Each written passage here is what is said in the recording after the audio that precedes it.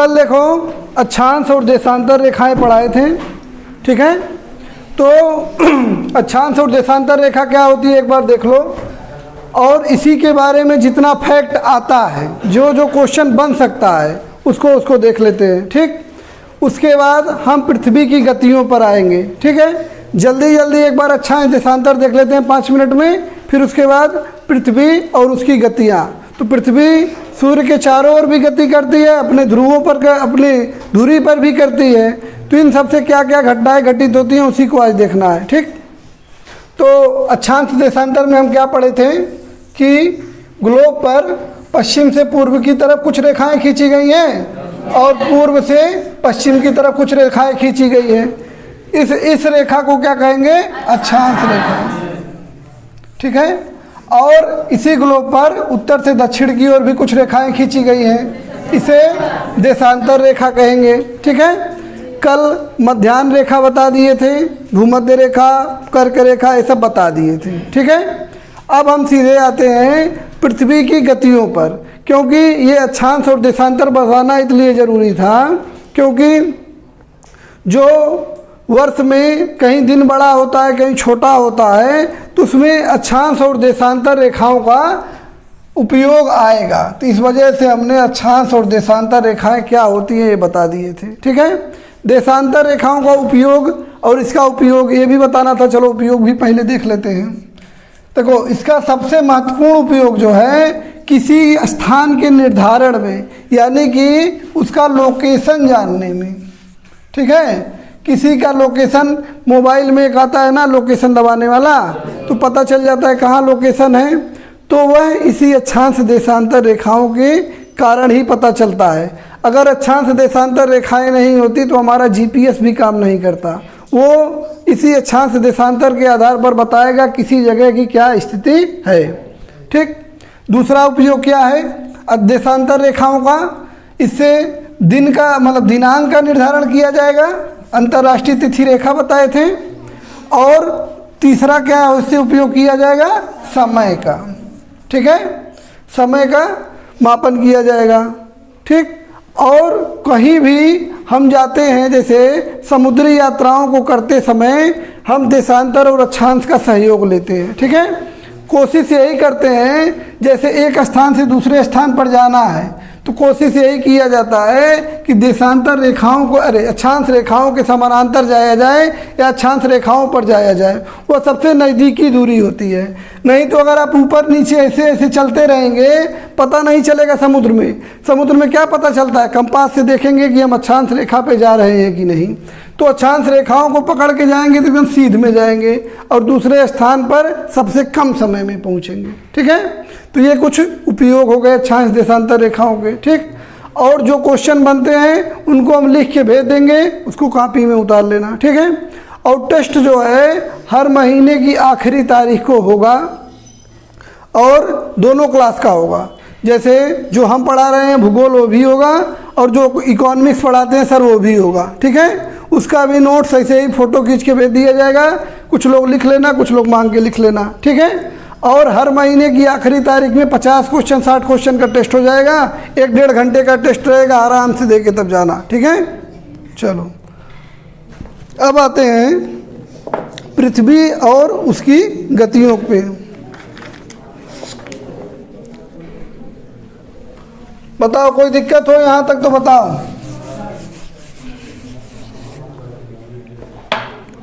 बात नहीं, पृथ्वी और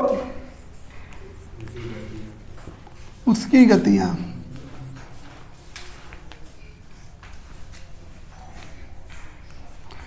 तो इसमें क्या पढ़ना है? पृथ्वी के बारे में पढ़ना है और उसकी गतियों के बारे में, ठीक है। तो पृथ्वी के बारे में थोड़ा बहुत जान लेते हैं, जो क्वेश्चन बनता है उतना ही जानते हैं। ज़्यादातर अक्षांश रेखाओं का हो गया, अब सीधे हम लोग गतियों पर आते हैं, ठीक है। बाकी कुछ फैक्ट है कि पृथ्वी की परिधि लगभग 40,000 किलोमीटर है, 2500 मील है, उसका व्यास लगभग 12,500 किलोमीटर, ये सब लिख के भेज देंगे। इसको हम नहीं पढ़ाते हैं क्योंकि इसको पढ़ाने का कोई मतलब नहीं है। याद करना है, एक क्लास लेंगे उसमें समझा देंगे, जब लिख लेना तो उसके बाद समझा देंगे। सीधे आते हैं गतियों पर, जिनमें कॉन्सेप्ट है उसको समझ लेते हैं। तो पृथ्वी जो है सूर्य के चारों ओर चक्कर लगाती है, ये पता हो गया, ठीक है। इसके पिछली क्लास में पढ़ाए थे कि ग्रह जो है अपने तारों का चक्कर लगाते हैं और सूर्य एक तारा है और पृथ्वी एक ग्रह है, इसके चारों ओर चक्कर लगाती है और ये जो चक्कर लगाती है ये दीर्घवृत्ताकार होता है, ठीक है। कैसा होता है?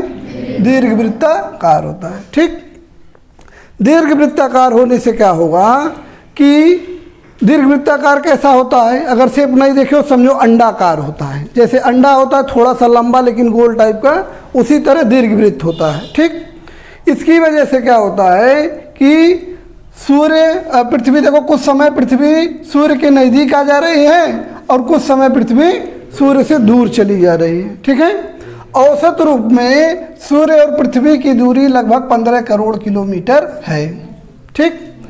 अब ये दूरी जो है जब नज़दीक आती है, जब यह पृथ्वी सूर्य के नज़दीक आती है तो इसको बोलते हैं उपसौर। क्या बोलेंगे? उपसौर, या इसी को पेरिहिलियन बोलते हैं, ठीक है। ये पृथ्वी है तो इसको ई लिख देते हैं, ई मतलब अर्थ, ठीक है। तो उपसौर स्थिति है। उपसौर में क्या हो रहा है? सूर्य और पृथ्वी के बीच की दूरी सबसे कम हो जा रही है और ये कम कब होती है? कितने तारीख को? 3 जनवरी को। 3 जनवरी को पृथ्वी जो है सूर्य के सबसे नज़दीक होती है, ठीक। दीर्घवृत्ताकार गति कर रही है तो एक समय आएगा सबसे नज़दीक हो जाएगी और एक समय आएगा सबसे दूर हो जाएगी। तो सबसे दूर जब होती है तो इसको बोलते हैं अपसौर। क्या बोलेंगे? अपसौर। ये किस डेट को होता है? 4 जुलाई को, ठीक है, होता है। अब बताओ, जब सूर्य पृथ्वी के नज़दीक आ गया तो पृथ्वी पर ज़्यादा तापमान बढ़ना चाहिए कि नहीं? चाहिए। लेकिन 3 जनवरी को क्या होता है? गर्मी होती है, ठंडी? ऐसा क्यों होता है? पास में आने की वजह से नहीं, पास में आने की वजह से तो गर्मी बढ़नी चाहिए ना, क्यों? तो ये देखिए क्यों होता है, जब यह आता है तो उत्तरी गोलार्ध में जहाँ भारत है वहाँ तो ठंडी है, लेकिन दक्षिणी गोलार्ध में जहाँ ऑस्ट्रेलिया है, साउथ अफ्रीका है, दक्षिणी अमेरिका है, वहाँ पे गर्मी है, ठीक है। तो ये किरणों का तिरछेपन की वजह से, तिरछेपन का प्रभाव उसकी दूरी के प्रभाव से अधिक हावी है, इस वजह से ऐसा हो जाता है, ठीक है। समझ में आया? नहीं। जैसे मान लो साइकिल से विद्यालय आ रहे हो, ठीक है। अब मान लो हवा विपरीत दिशा में बह रही है तो आने में देरी लगना चाहिए कि नहीं? लेकिन मान लो उसी दिन तुमको मोटरसाइकिल मिल गई, मोटरसाइकिल से आए और एक आदमी साइकिल से आया, तो वास्तव में तुमको देरी लगना चाहिए था, लेकिन मोटरसाइकिल का प्रभाव हवा के प्रभाव को कम कर दे रहा है कि नहीं? इसी तरह सूर्य की, अभी हम आगे बताएंगे कि सूर्य की किरणों के तिरछेपन से क्या होता है, उससे भी गर्मी और ठंडी का अनुभव होता है। तो यहाँ जैसे मोटरसाइकिल क्या कर रहा है, हवा के प्रभाव को कम कर दे रहा है, वैसे यहाँ दूरी वाला जो प्रभाव है वो तिरछेपन के प्रभाव से उसका असर नहीं दिखाई देगा। जैसे मोटरसाइकिल से आओ और हवा चल रही है विपरीत दिशा में, तुमको पता चलेगा? उतना अनुभव नहीं होगा, क्योंकि साइकिल जब चलाते हैं तो अपने दम लगता है और जब दम लगता है तो पता चल रहा है, और मोटरसाइकिल में सिर्फ एक्सीलेटर हटना है, तो जो पता नहीं चलेगा कि हमारी गति पर यह प्रभाव डाल रहा है। उसी तरह सूर्य की तिरछेपन की जो होता है, अभी उसको जब हम पढ़ा देंगे तो ये समझ में आ जाएगा, ठीक है। इतना आया समझ में? अब होता क्या है, जितनी ठंड पड़नी चाहिए उसका 7% कम ठंड पड़ता है उत्तरी गोलार्ध में, और जितनी गर्मी पड़नी चाहिए उसका 7% कम गर्मी पड़ती है उत्तरी गोलार्ध में, ठीक है। इतना अभी याद कर लेते हैं। उत्तरी गोलार्ध दक्षिणी गोलार्ध क्या होता है ये बताएं कि नहीं? नहीं बताया अभी? अच्छा रुको, बता रहे हैं। इतना समझ में आया? देखो, अक्षांश और देशांतर रेखाएं जब पढ़ाए थे, असल में तुम लोगों को एक क्लास में पढ़ा चुके हैं अक्षांश देशांतर, इस वजह से ध्यान नहीं रहता क्या पढ़ाएं क्या भूल गया। जो बीचों बीच से गुजरती है 0 डिग्री की अक्षांश रेखा, इसको क्या कहेंगे? भूमध्य रेखा, भूमध्य रेखा के ऊपर कौन सी दिशा होगी? ऊपर की ओर दिशा कौन सी होगी? उत्तर। और नीचे दक्षिण। अब पृथ्वी क्या है? गोला है लगभग, तो ये गोले का आधा भाग हो गया कि नहीं? ये वाला भाग आधा हो गया कि नहीं? तो ये कौन सा गोले का आधा है? तो यानी उत्तरी गोलार्ध। गोले के आधे को हम क्या कहेंगे? गोलार्ध। नीचे की ओर दक्षिण दिशा है, तो ये क्या हो जाएगा? दक्षिणी गोलार्ध। इतना समझ में आया? अब आगे बढ़े। और कर्क रेखा मकर रेखा पता है ना? 23.5 डिग्री उत्तरी अक्षांश को कर्क रेखा, 23.5 डिग्री दक्षिणी अक्षांश को मकर रेखा। ठीक। एक गति हम लोग पढ़ लिए कि पृथ्वी सूर्य की परिक्रमा करती है तो दीर्घ वृत्ताकार करती है। ठीक है। दीर्घ वृत्ताकार करने की वजह से अपसौर और उपसौर की स्थिति बन रही है। इतना आया समझ में? अब देखो, अब पृथ्वी सूर्य के चारों ओर घूम रही है। हम समझाने के लिए मार्ग को गोलाकार बना रहे हैं। ठीक है। दीर्घवृत्ताकार नहीं बना रहे हैं, सिर्फ समझने के लिए है।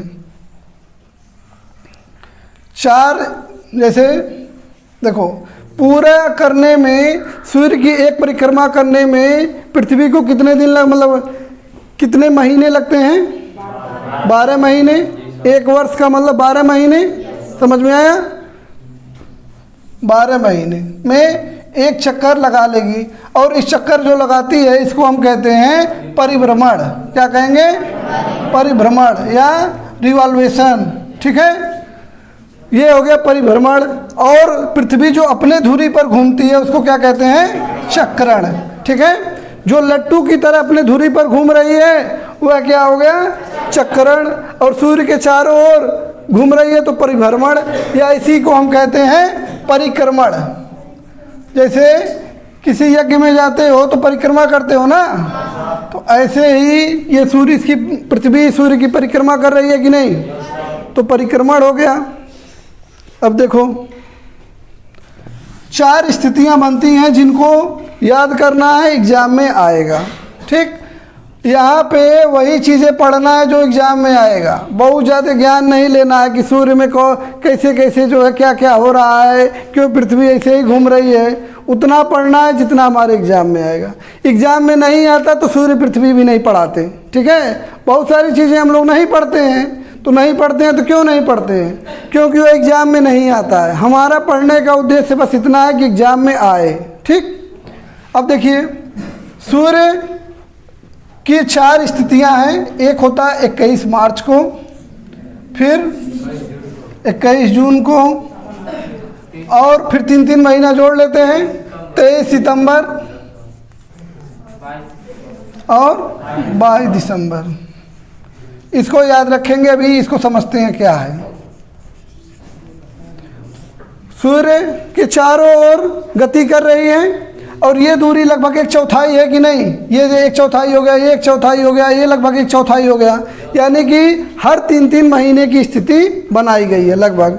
लेकिन चूंकि 365 दिन होता है, इस वजह से यहाँ देखेंगे 1-2 दिन आगे 1-2 दिन पीछे हो जाएगा। अगर 360 दिन होता तो दिन नहीं बदलता। जैसे 21 जून है तो 21 जून रहता।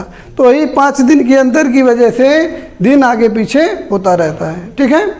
अब 21 मार्च को क्या होता है? कल बताए थे पृथ्वी अपने धुरी पर कितना झुकी हुई है?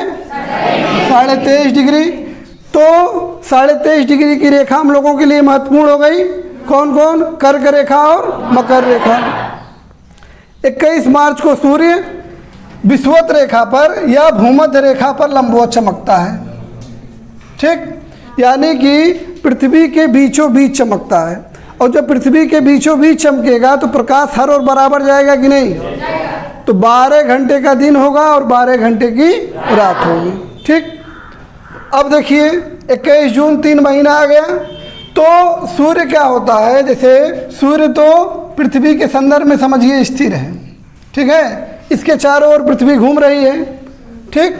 अब जो पृथ्वी का भूमध्य रेखा है, यह 23.5 डिग्री होने के कारण, जैसे 23.5 डिग्री ऊपर हो गया, 23.5 डिग्री नीचे हो गया, सूर्य का प्रकाश इन्हीं के बीच में घूमता रहता है। ठीक है। जैसे इस कमरे को लेते हैं, ध्यान से सुनना, अगर ये नहीं समझ में आएगा तो फिर समझ नहीं पाओगे। चूँकि पृथ्वी 23.5 डिग्री झुकी हुई है तो सूर्य की प्रकाश जो है, सूर्य पृथ्वी के मतलब दक्षिण की ओर 23.5 डिग्री तक जाएगा। अगर हम धरती से देखेंगे सूर्य को तो 23.5 डिग्री नीचे की ओर जाएगा मकर रेखा तक, और 23.5 डिग्री ऊपर की ओर जाएगा कर्क रेखा तक, ठीक है। जैसे मान लो जहाँ हम बीच में खड़े हैं दीवार के, इसको मान लेते हैं रास्ते को भूमध्य रेखा, ठीक है। इस दीवार को मान लीजिए कर्क रेखा और इधर मान लेते हैं मकर रेखा। सूर्य इसी कर्क रेखा और मकर रेखा दोनों दीवारों के बीच में घूमेगा। जैसे यहाँ कोई गेंद है, ऐसी गेंद है जो एक बार फेंक दे और रुके ना, धीरे धीरे चले। यहाँ से एक बार उधर फेंक दिए तो वहाँ गया तो लड़ के फिर वापस जाएगा कि नहीं, फिर इस दीवार में लड़ेगा, फिर कहाँ जाएगा, फिर वापस जाएगा। तो इस प्रकार की क्रिया चलेगी। और इस दीवार से लेकर मतलब यहाँ से चला था, वहाँ गया, फिर वहाँ गया, फिर यहाँ आया, एक चक्कर हुआ कि नहीं। जैसे मान लो भूमध्य रेखा से चला ऊपर कर्क रेखा पे, कर्क रेखा से फिर यहाँ आया, आधा चक्कर हुआ, अब नीचे गया पौन चक्कर, अब यहाँ जाएगा एक चक्कर, ठीक है। इसी एक चक्कर में 1 साल लगता है। तो हर 3-3 महीने पे स्थिति बदलती है। सूर्य की किरणें जब पृथ्वी के उत्तर की ओर जाएंगी तो बोलते हैं सूर्य का उत्तरायण हो रहा है, ठीक है। सूर्य के उत्तर की ओर जाएंगी तो उत्तरायण हो रहा है, ठीक है। और सूर्य की किरणें जब भूमध्य रेखा से नीचे की ओर जाएंगी तो बोलेंगे दक्षिणायन हो रहा है। समझ में आया इतना? एक बार फिर से देख लो। सूर्य है, सूर्य के सामने ये पृथ्वी है। पृथ्वी की झुकाव 23.5 डिग्री है, इसलिए सूर्य की किरणें इसी 23.5 डिग्री उत्तर और दक्षिण के बीच में घूमती रहती है। 0 डिग्री है तो यहाँ से यहाँ तक सूर्य की किरणें घूमती रहेंगी, ठीक है। अगर भूमध्य रेखा पर सूर्य चमक रहा है किसी दिन, अगर यहाँ से ऊपर की ओर जाएगा तो उत्तर दिशा में जाएगा, तो इसको बोलते हैं सूर्य का उत्तरायण। और जब उत्तरायण होगा तो उत्तरी गोलार्ध में दिन बढ़ने लगेगा धीरे धीरे, ठीक है। जब सूर्य की किरणें उत्तर की ओर जाएंगी तो उत्तर की ओर दिन बढ़ेगा, और सूर्य की किरणें दक्षिण की ओर जाएंगी तो दक्षिण की ओर दिन बढ़ेगा। और जब बीच में आ जाएंगी तो दिन 12 घंटे का दिन 12 घंटे की रात हो जाएगी। समझ में आया? किसी को दिक्कत हो तो बताओ। हो गया? अब देखिए, सूर्य 21 मार्च को भूमध्य रेखा पर है, ठीक है। 21 मार्च को, अब हम लोग उत्तरी गोलार्ध में रहते हैं तो सूर्य का उत्तरायण हो रहा है, तो धीरे धीरे गर्मी बढ़ेगी कि ठंडी? 21 मार्च के बाद गर्मी बढ़ेगी, क्योंकि सूर्य का उत्तरायण हो रहा है। और जब गर्मी बढ़ेगी तो दिन की अवधि बढ़ेगी कि घटेगी? बढ़ेगी। यानी कि सूर्य यहाँ पर है 21 मार्च को, अब ऊपर की ओर जा रहा है, ठीक है। और ऊपर की ओर यहाँ जाने में कितना लग जा रहा है समय? 3 महीना। 3 महीना पहुँचते पहुँचते पहुँचते यहाँ पे आया। अब सूर्य कर्क रेखा पे पहुँच गया कि नहीं? यानी कि अब कर्क रेखा पे चमकेगा सूर्य। हाँ, 3 महीने बाद लगभग कर्क रेखा पे चमकेगा। अब कर्क रेखा से आगे जा नहीं सकता, क्योंकि पृथ्वी 23.5 डिग्री झुकी है। अगर 40 डिग्री झुकी होती तो 40 डिग्री तक जाता, ठीक है। लेकिन 23.5 डिग्री झुकी है तो वापस आएगा। अब सूर्य वापस आएगा। यहाँ से यहाँ जाने में 1/4 दूरी करने में 3 महीने का समय लगा था। अब फिर वहाँ से वापस आने में कितना लगेगा? 3 महीने। तो अगले 3 महीने बाद देखो फिर भूमध्य रेखा पर आ रहा है कि नहीं? आया? तो ये हो गया भूमध्य रेखा। फिर यहाँ से गया भूमध्य रेखा, कर्क रेखा, कर्क रेखा से फिर भूमध्य रेखा। अब यहाँ गया, फिर यहाँ से वापस आया। अब कहाँ जाएगा? नीचे जाएगा कि नहीं? नीचे की ओर फिर जा रहा है। फिर 3 महीना लगेगा मकर रेखा पे पहुँचने के लिए, ठीक। अब मकर रेखा पे पहुँच गया तो फिर ऊपर जाएगा। हो गया? यही चक्र जो है हमेशा चलता रहता है। तो जिस गोलार्ध में जैसे दक्षिणायन होगा सूर्य, तो दक्षिण की ओर दिन की अवधि बढ़ेगी और गर्मी धीरे धीरे बढ़ेगी। और जिस दिन वहाँ लंबवत चमकेगा, जैसे 21 जून को लंबवत चमकेगा, तो कर्क रेखा पर यानी उत्तरी गोलार्ध में सबसे बड़ा दिन होगा और सबसे अधिक गर्मी होगी, ठीक है। जैसे हम लोगों के वहाँ जून में होता है। इस दिन को कहते हैं कर्क संक्रांति, या इसी को बोलते हैं ग्रीष्म अयनांत, ठीक है। ग्रीष्म है तो ग्रीष्म का अयनांत, ठीक है। अब फिर वापस आया, भूमध्य रेखा पर आ गया। फिर भूमध्य रेखा से फिर कहाँ गया, मकर रेखा पर। अब मकर रेखा पर क्या बन जाएगी, मकर संक्रांति।